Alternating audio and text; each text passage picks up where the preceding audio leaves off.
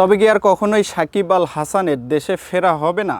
250 কোটি টাকার এক বিশাল শেয়ার কেলেঙ্কারির মামলায় সাকিবের বিরুদ্ধে প্রায় 2 কোটি 9 লক্ষ টাকা আত্মসাতের সুনির্দিষ্ট অভিযোগ এনেছে দুদক।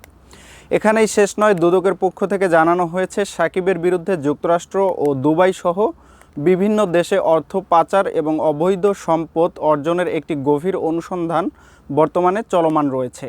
সাকিব আল হাসানের ক্রিকেটীয় প্রতিভা নিয়ে কোনো কালেই কারো কোনো সন্দেহ ছিল না, কিন্তু মাঠের বাইরে নানা বিতর্ক এবং রাজনৈতিক পট পরিবর্তনের পর থেকেই তিনি দেশের বাইরে অবস্থান করছেন। হুট করে গুঞ্জন উঠেছিল চলতি বছরের শেষ দিকেই দেশে ফিরবেন তিনি, তবে মাঠের বাইরে আইনি বাস্তবতা সাকিবের জন্য ক্রমশ কঠিন হয়ে উঠছে। বিষয়টি নিশ্চিত করে দুর্নীতি দমন কমিশনের ঊর্ধ্বতন কর্মকর্তা গণমাধ্যমকে জানিয়েছে যে বিগত সময়ে পুঁজিবাজারের আলোচিত ব্যক্তিত্ব আবুল খায়ের হিরু এবং তার অন্যতম সহযোগী হিসেবে ক্রিকেটার সাকিব আল হাসানের বিরুদ্ধে একটি বড় ধরনের দুর্নীতি মামলা দায়ের করা হয়েছিল। সেই মামলার তদন্ত এখন চূড়ান্ত পর্যায়ে এবং অতি সম্প্রতি এই মামলায় গুরুত্বপূর্ণ সব নথি ও দলিলপত্র জব্দ করেছে দুদক। ফলে আইনি বেড়াজালে সাকিব ফেঁসে যাওয়ার আশঙ্কা আরও তীব্র হচ্ছে। ঠিক এই আইনি টানপোড়েনের মাঝেই সাকিবের পক্ষে এক ভিন্ন রাজনৈতিক সুর শোনা গেছে বিএনপি নেতা ইশরাক হোসেনের কণ্ঠে।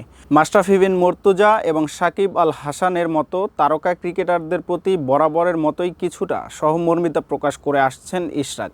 আজ আবারও তিনি জাতীয় ক্রিকেটারদের ফেরার পথ কেমন হওয়া উচিত তা নিয়ে কথা বলেছেন। তবে তিনি মনে করে দিয়েছেন সেই পথ পাড়ি দেওয়ার জন্য সাকিবকে বড্ড কঠিন রাস্তা পাড়ি দিতে হবে।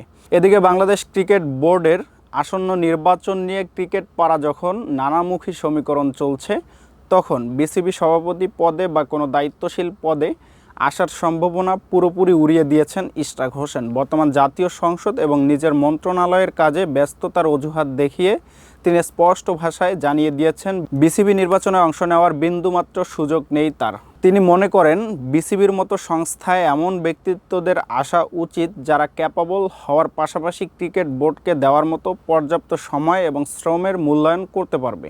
আইনি নথি জব্দ, বিশ্বজুড়ে সম্পদের অনুসন্ধান এবং রাজনৈতিক সমীকরণ সব মিলিয়ে সাকিব আল হাসানের চারপাশে বৃত্তটি ক্রমশ ছোট হয়ে আসছে। এই বছরের শেষে দেশের মাটিতে সাকিবকে দেখার যে স্বপ্ন ভক্তরা বুনেছিলেন তা কি তবে কেবলই মরীচিকা? দুদকের এই কঠোর অবস্থানের পর সাকিব কি সত্যি দেশে ফেরার সাহস পাবেন, সেটি এখন দেখার বিষয়। দর্শক, এতক্ষণ দেখছিলেন সকাল নিউজ প্রেজেন্টস খেলার কাগজ। খেলার প্রতিটি আপডেট সবার আগে পেতে ফলো করুন আমাদের ফেসবুক পেজ এবং সাবস্ক্রাইব করুন আমাদের ইউটিউব চ্যানেল।